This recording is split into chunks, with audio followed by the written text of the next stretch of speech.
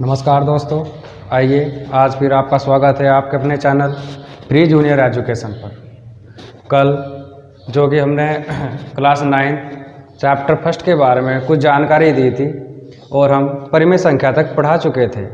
आइए आज हम थोड़ा सा उससे आगे पढ़ते हैं। चलिए, आज हम परिमेय संख्या के बाद आपको पढ़ाएंगे पूर्णांक। पूर्णांक होता क्या है, पूर्णांक के बारे में थोड़ा जाने बच्चों। पूर्णांक शून्य सहित सभी धनात्मक व ऋणात्मक संख्याएं पूर्णांक के अंतर्गत आती हैं। शून्य सहित सभी धनात्मक व ऋणात्मक संख्याएं पूर्णांक के अंदर आती है। चलिए, अब मैं थोड़ा सा आपको एग्जांपल देता हूँ इसके। फॉर एग्जांपल, जैसे -4, -3, -15, 2, 4, 6, 8, 10 और 0, ये सभी पूर्णांक के आपके एग्जाम्पल है। थोड़ा सा इनको एक बार देखिए। पूर्णांक के बारे में मैंने आपको बताया, जीरो सहित शून्य सहित सभी धनात्मक व ऋणात्मक संख्याएं पूर्णांक कहलाती हैं। मैं आपको पूर्णांक को थोड़ा सा एक बार संख्या रेखा पर समझाऊंगा। थोड़ा एक बार देखिए बच्चों, मैं आपको संख्या रेखा पर पूर्णांक के बारे में बताता हूँ।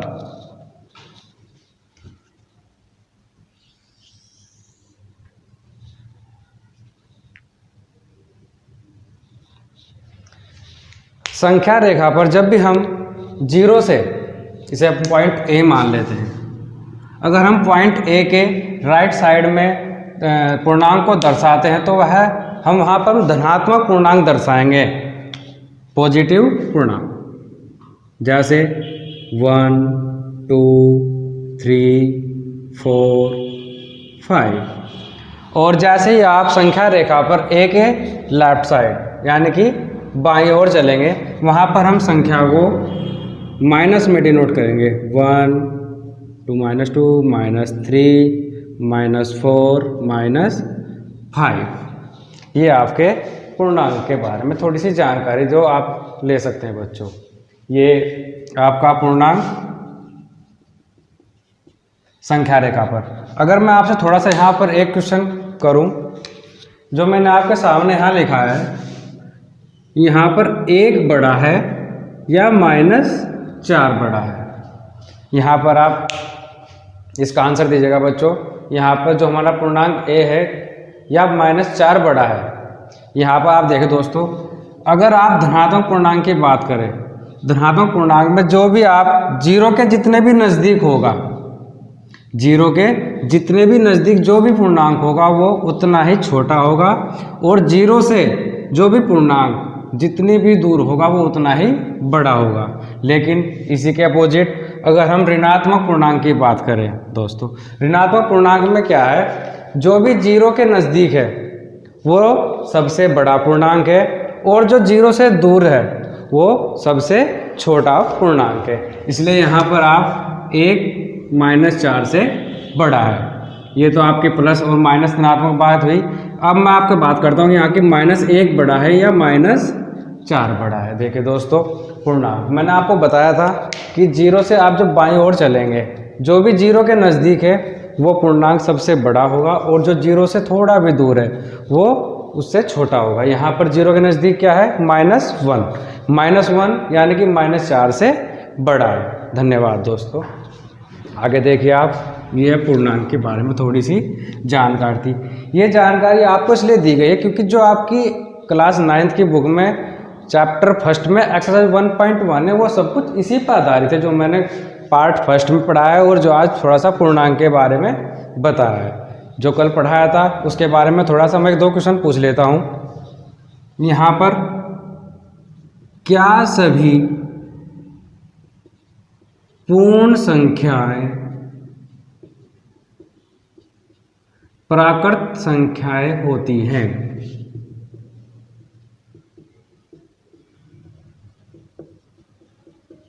देखिए दोस्तों, यहाँ पर मेरा पास क्वेश्चन है कि क्या सभी पूर्ण संख्याएं प्राकृत संख्याएं होती हैं? कल मैंने पूर्ण संख्या के बारे में बताया था और प्राकृत संख्या के बारे में भी बताया था।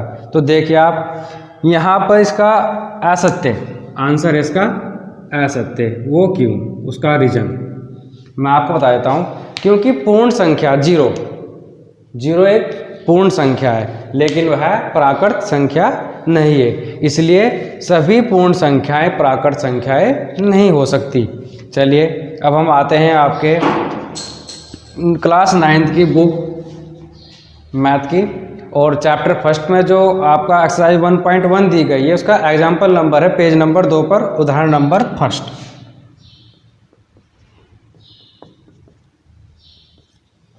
आपका पेज नंबर 2 पर उदाहरण दिया गया है फर्स्ट। इसके बारे में देखते हैं क्या दिया गया है, सब सोल्व करते हैं यहाँ से। अब हमारे आप यहाँ से कॉपी भी कर सकते हैं, आप अपनी नोटबुक में उतार भी सकते हैं जो हमने यहाँ पे दिया है, जो आपको समझाया है। यहाँ से आपकी पढ़ाई शुरू है। वो तो कल हमने आपको रिवीजन के बारे में बताया था थोड़ा सा, इसलिए बताया था कि इस चैप्टर में आगे इन्हीं से रिलेटेड सभी क्वेश्चन आधारित हैं। आइए इसमें क्वेश्चन दिया गया है, नीचे दिए गए कथन सत्य हैं या असत्य हैं, कारण के साथ आप अपने उत्तर दीजिए। फर्स्ट में दिया गया है आपका प्रत्येक पूर्ण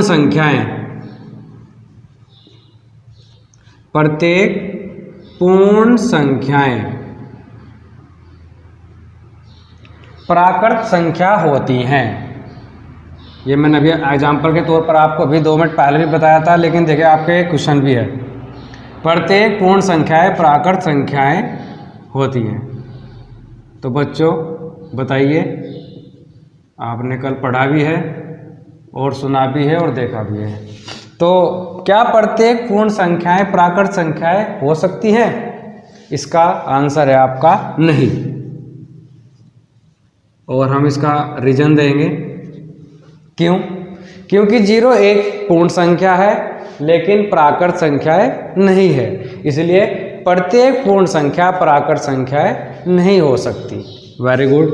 अब इसका सेकंड एग्जाम्पल फर्स्ट का और इसका पार्ट है सेकंड। प्रत्येक पूर्णांक एक परिमेय संख्या होता है। देखिए दोस्तों, परिमेय संख्या और पूर्णांक इन दोनों की जानकारी आपको दे दी गई है। तो बताइए बच्चों, क्या प्रत्येक पूर्णांक एक परिमेय संख्या हो सकता है? चलिए इसका आंसर है हाँ, सत्य। क्यों? मान लीजिएगा आप पूर्णांक हमारा -3 है। क्या है हमारा? -3। इसको हम -3/1 भी लिख सकते हैं, जो कि एक परिमेय संख्या है। 0 को हम 0/1 भी लिख सकते हैं, जो कि एक परिमेय संख्या है। परिमेय संख्या की एक कंडीशन थी कि जो 2 पूर्णांक दिए गए हैं p और q, उसमें q का मान 0 नहीं होना चाहिए, इसलिए यहाँ पर q का मान 0 नहीं है, p का मान 0 है, वो चल जाएगा परिमेय संख्या के अंतर्गत। इसलिए प्रत्येक पूर्णांक एक परिमेय संख्या होता है। आइए दोस्तों हम इसके थर्ड पार्ट पे चलते हैं। थर्ड पार्ट में क्या दिया गया है? प्रत्येक परिमेय संख्या, क्या? प्रत्येक परिमेय संख्या एक पूर्णांक होता है। चलिए दोस्तों, इसका आज आप आंसर बताइएगा। आपको परिमेय संख्या के बारे में पता है और पूर्णांक के बारे में बताया है। क्यों? अब प्रत्येक परिमेय संख्या, अभी जो सेकंड में पूछा गया था कि प्रत्येक पूर्णांक एक परिमेय संख्या हो सकता है, उसमें हमने आंसर दिया था हाँ। अब इसमें पूछा कि प्रत्येक परिमेय संख्या एक पूर्णांक हो सकता है। तो बच्चों आपको पूर्णांक के बारे में भी जानकारी है और परिमेय संख्या के बारे में भी जानकारी है। तो आइए दोस्तों हम देखते हैं, परिमेय संख्या को हम पूर्णांक कह सकते हैं या नहीं? इसका आंसर आएगा नहीं। क्यों? क्योंकि देखिए आप यहाँ पर 3/5 एक परिमेय संख्या, ये पूर्णांक नहीं हो सकता। 2/4 ये एक परिमेय संख्या है लेकिन पूर्णांक नहीं है, तो इसलिए आंसर इसका नहीं, क्योंकि 3/5 एक पूर्णांक है, परिमेय संख्या नहीं। 3/5 एक परिमेय संख्या है, पूर्णांक नहीं। चलिए बच्चों, ये हमारा एग्जाम्पल नंबर 1 कंप्लीट। आप इसे कॉपी भी कर सकते हैं। चलिए हम एग्जाम्पल नंबर 2 पर पहुंचते हैं। एग्जाम्पल नंबर 2, उदाहरण सेकंड। देखिए बच्चों, उदाहरण सेकंड क्या है, पेज नंबर 2 पर आपका 1 और 2 के बीच 5 परिमेय संख्या ज्ञात कीजिए। 1 और 2 के बीच 5 परिमेय संख्याएं ज्ञात कीजिए।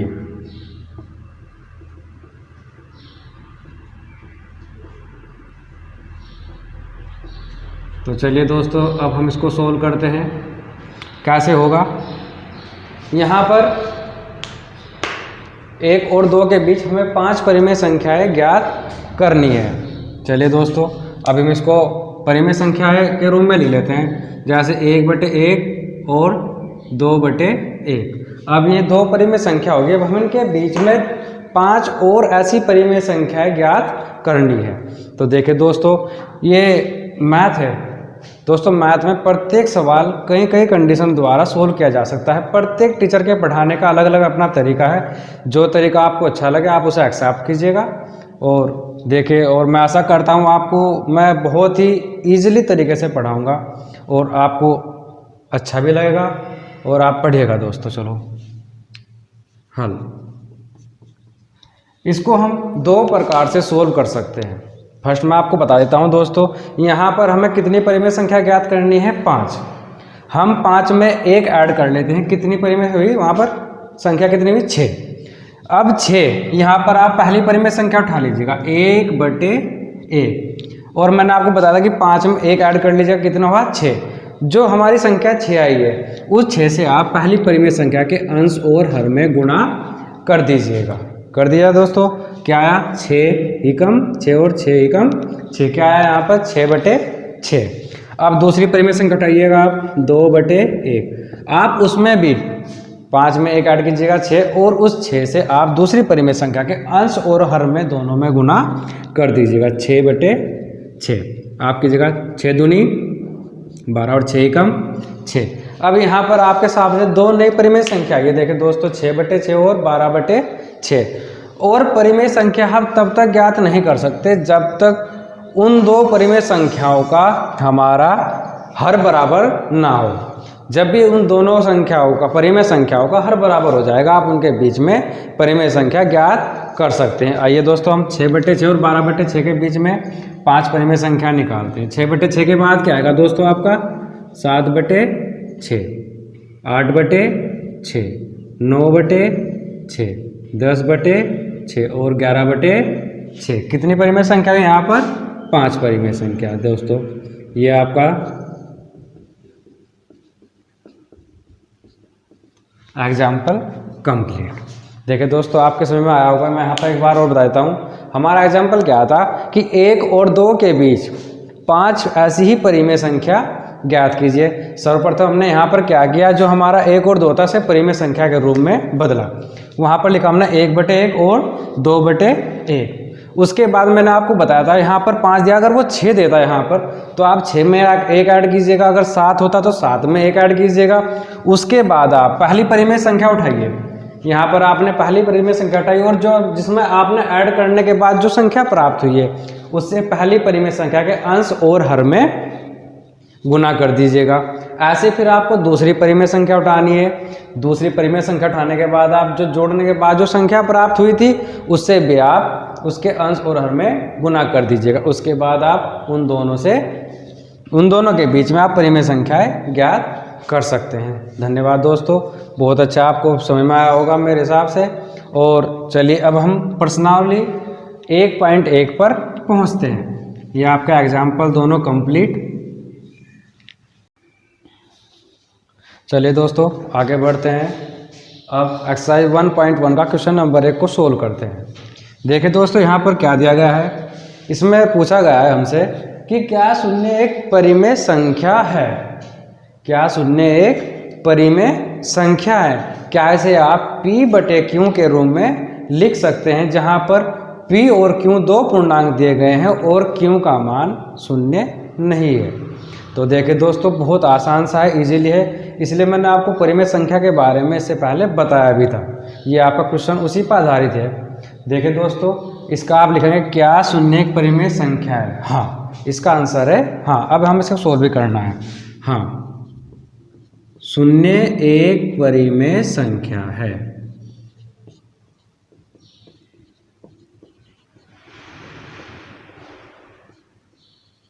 अब दोबारा दूसरे पॉइंट पे पूछा गया कि क्या आप इसे P बटे Q के रूप में लिख सकते हैं? क्या आप इसे P बटे Q के रूप में लिख सकते हैं? Very good. इसे हम P बटे Q के रूप में भी लिख सकते हैं।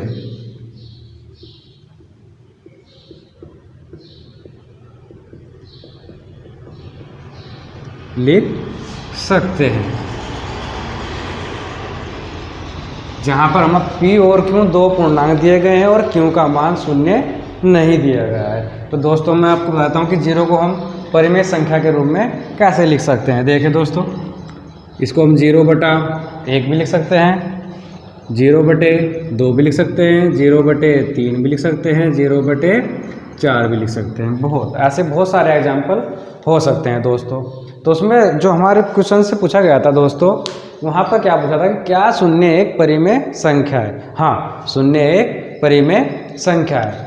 फिर दूसरे पॉइंट में हमसे पूछा गया था क्या इसे आप P बटे Q के रूप में लिख सकते हैं? हाँ, इसे हम P बटे Q के रूप में लिख सकते हैं। और यहाँ पर हमें दो पूर्णांक P और Q दिए गए थे और Q का मान 0 नहीं था, इसलिए हमने यहाँ पर परिमेय संख्या के रूप में लिखा 0/1, 0/2, 0/3। हाँ, अगर यहाँ पर Q का मान शून्य होता, ध्यान से सुनिए दोस्तों, अगर यहाँ पर Q का मान शून्य होता तो हम इसे परिमेय संख्या नहीं कह सकते थे और ना इसको P बटे Q के रूप में लिख सकते थे।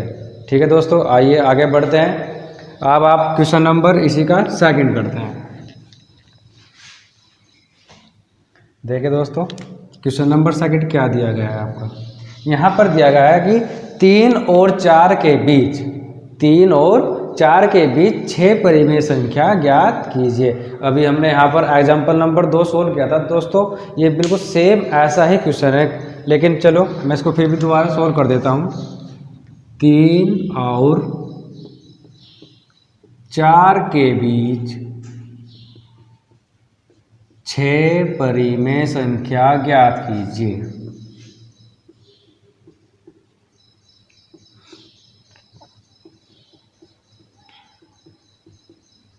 दोस्तों मैंने आपको पहले बताया था जब हमने एग्जाम्पल सोल्व किया था कि परिमेय संख्या निकालने के कई तरीके हो सकते हैं, लेकिन मैं आपको बहुत इजीली फॉर्मूला लगाकर बताता हूं दोस्तों। ये सबसे आसान तरीका है। देखिएगा दोस्तों, जैसे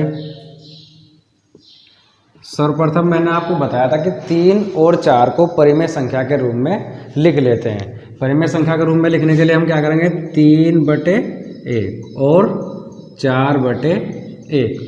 अब हमको इन दोनों के बीच में ऐसी ही 6 और परिमेय संख्याएं ज्ञात करनी है। देखिए दोस्तों, 6 मैंने आपको बताया था कि जो हमें जितनी भी संख्या पूछी गई है उसमें आप 1 ऐड कर दीजिएगा। 6 में 1 ऐड किया हमने, क्या आया? 7। अब यहाँ से हम पहली परिमेय संख्या उठाते हैं, क्या आया? 3/1। अब जो ऐड करने के बाद हमें संख्या प्राप्त हुई थी, अब उससे हम अंश और हर में गुणा कर देते हैं। ठीक है देखो दोस्तों, तो 7 या 21 और 7 ही कम 7। अब इसके बाद हमारी दूसरी परिमेय संख्या है 4/1। अब इसको उठाते हैं यहाँ पर 4/1 और यहाँ पर 1 जोड़ने के बाद हमें प्राप्त हुआ था 7। अब उस 7 से इसके अंश और हर में गुणा कर दीजिएगा। 7 चौक 28 और 7 ही कम 7। अब हमको 21/7 और 28/7 के बीच में 6 परिमेय संख्याएं लिखनी है। देखिए दोस्तों, 6 परिमेय संख्या। यहाँ पर आप 22/7 लिखिएगा, 23/7 लिखिएगा, 24/7, 25/7, 26/7 और 27/7। देखिए दोस्तों, यहाँ आपकी निकल कर आ गई है 6 परिमेय संख्या 3 और 4 के बीच की। आपकी समझ में आएगा दोस्तों। अब आप चलिएगा क्वेश्चन नंबर 3 पर।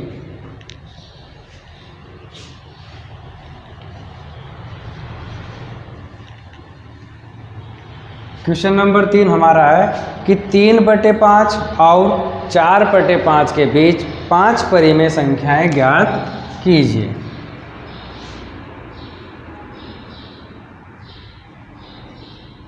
3/5 और 4/5 के बीच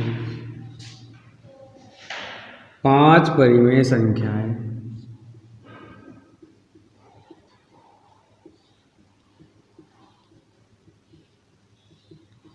ज्ञात कीजिए। देखिए दोस्तों, आप सवाल को अच्छे तरीके से एक बार पढ़ लीजिएगा। क्या दिया गया है? 3/5 और 4/5 के बीच 5 परिमेय संख्याएं ज्ञात कीजिए। यहाँ पर पहले से ही 2 परिमेय संख्याएं दी गई है और इनके बीच में हमें 5 ऐसी और परिमेय संख्याएं ज्ञात करनी है। तो चलिए दोस्तों, मैंने आपको बताया था कि जितनी भी परिमेय संख्या हमें पूछी गई है उसमें एक ऐड कर लीजिएगा। यहाँ पर 5 दी गई है, इसमें एक ऐड करने के बाद क्या प्राप्त हुआ? 6। अब हम पहली परिमेय संख्या उठाते हैं। पहली परिमेय संख्या क्या है हमारी? 3/5 और 5 में एक ऐड किया, क्या है? 6। 6 से हम पहली परिमेय संख्या के अंश और हर में गुणा करते हैं। यहाँ पर आएगा 6 18 और 6 पंजे 30। ठीक है दोस्तों, आपके समझ में आया इतना? अब 4/5 दूसरी परिमेय संख्या उठाते हैं। यहाँ से 4/5, 5 में एक ऐड किया, ऐड करने के बाद हमें क्या प्राप्त हुआ? 6। अब 6 से आप दूसरी परिमेय संख्या के अंश और हर में गुणा कीजिएगा। 6/6, 6 चौक 24 और 6 पंजे 30।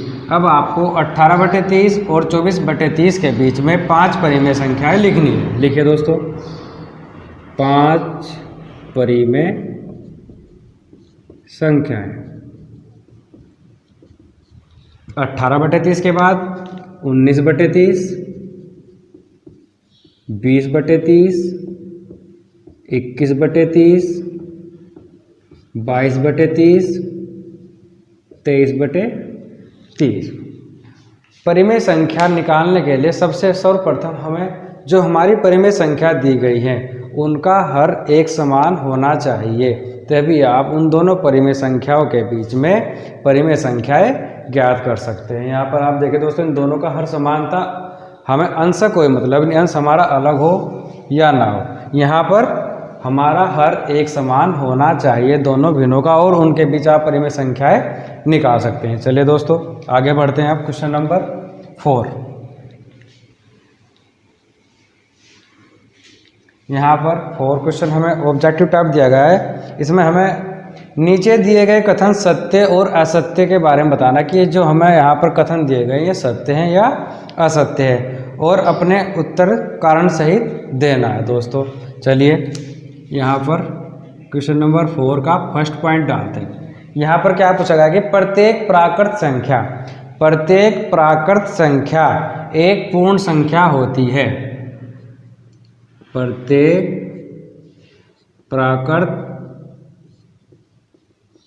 संख्या एक पूर्ण संख्या होती है। तो देखिए बच्चों, आपको प्राकृत संख्या के बारे में भी पता है और पूर्ण संख्या के बारे में भी पता है। तो यहाँ पर आपको करना क्या है? आपको अपने आंसर को कारण सहित बताना है कि प्रत्येक प्राकृत संख्या पूर्ण संख्या हो सकती है या नहीं। तो देखिए दोस्तों, इसका आंसर सत्य। यह कथन सत्य है। कारण क्यों? क्योंकि प्रत्येक प्राकृत संख्या एक पूर्ण संख्या में सम्मिलित है। अर्थात आप ऐसे भी कह सकते हैं कि जितनी भी प्राकृत संख्या है वो एक पूर्ण संख्या के अंतर्गत आती है, इसलिए प्रत्येक प्राकृत संख्या पूर्ण संख्या हो सकती है। आइए अब इसका बी पार्ट में क्या पता गया है? प्रत्येक पूर्णांक। इसमें दिया गया है कि प्रत्येक पूर्णांक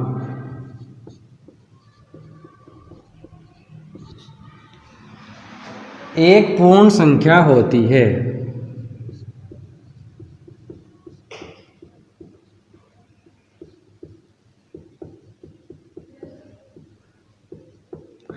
प्रत्येक पूर्णांक एक पूर्ण संख्या होती है। आपको पूर्णांक के बारे में भी जानकारी है और पूर्ण संख्या के बारे में भी जानकारी है। तो आप देखें दोस्तों, यहाँ पर आपका क्या आंसर आना चाहिए, ये असत्य है। क्यों है वो भी मैं आपको बता देता हूँ। पूर्णांक के अंदर मैंने आपको बताया था कि जीरो सहित सभी धनात्मक संख्याएं और ऋणात्मक संख्याएं पूर्णांक कहलाती है। लेकिन यहाँ पर पूर्ण संख्या में क्या है, पूर्ण संख्या सिर्फ जीरो और सभी प्राकृत संख्या ये क्या कहलाती हैं, पूर्ण संख्या। तो पूर्णांक के अंदर आपके -3 भी आएगा, -4 भी आएगा, -18 भी आ सकता है, -16 भी आ सकता है। लेकिन आप इनको पूर्ण संख्याएं नहीं कह सकते या नहीं बोल सकते, इसलिए आपका ये कथन क्या है, असत्य। चलिए दोस्तों आगे बढ़ते हैं। अब इसका सी पार्ट में यहाँ पर क्या पूछा गया है दोस्तों, देखिए प्रत्येक परिमेय संख्या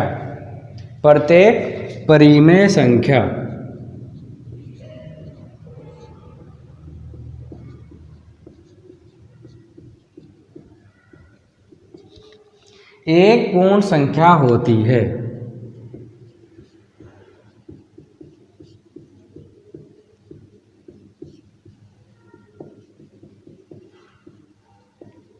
देखिए दोस्तों, आपको परिमेय संख्या के बारे में जानकारी है और पूर्ण संख्या के बारे में भी जानकारी है। तो आप देखिए इसका आंसर दीजिएगा।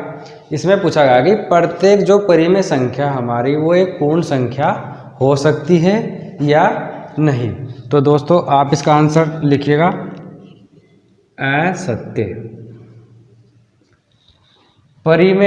प्रत्येक परिमेय संख्या एक पूर्ण संख्या नहीं हो सकती। क्यों, इसका रीजन भी देख लीजिएगा आप दोस्तों। यहाँ पर हम -3/1 भी लिख सकते हैं और पूर्ण संख्या कभी भी माइनस में नहीं होती। ठीक है दोस्तों, देखिए तो धन्यवाद दोस्तों। अब आपका मेरे चैनल पे कल फिर हम मिलेंगे एक्सरसाइज 1.2 लेकर, और आप इस चैप्टर को एक बार अच्छे से पढ़िएगा दोस्तों। और मैं आशा करता हूँ आपके सारे जितने भी कॉन्सेप्ट मैंने यहाँ पर समझाए और आपके अच्छे से समझ में आएंगे। ऐसे ही अगर आपको वीडियो अच्छी लगे तो लाइक, शेयर और सब्सक्राइब जरूर कीजिएगा। ऐसे हम आपके लिए रोज़ नई नई वीडियो लाते रहेंगे और दोस्तों आपको घर बैठे ही एक अच्छी एजुकेशन देते रहेंगे। धन्यवाद दोस्तों। अगर इस वीडियो में कोई भी गलती हो तो थोड़ा आप मुझसे पूछ सकते हैं। धन्यवाद।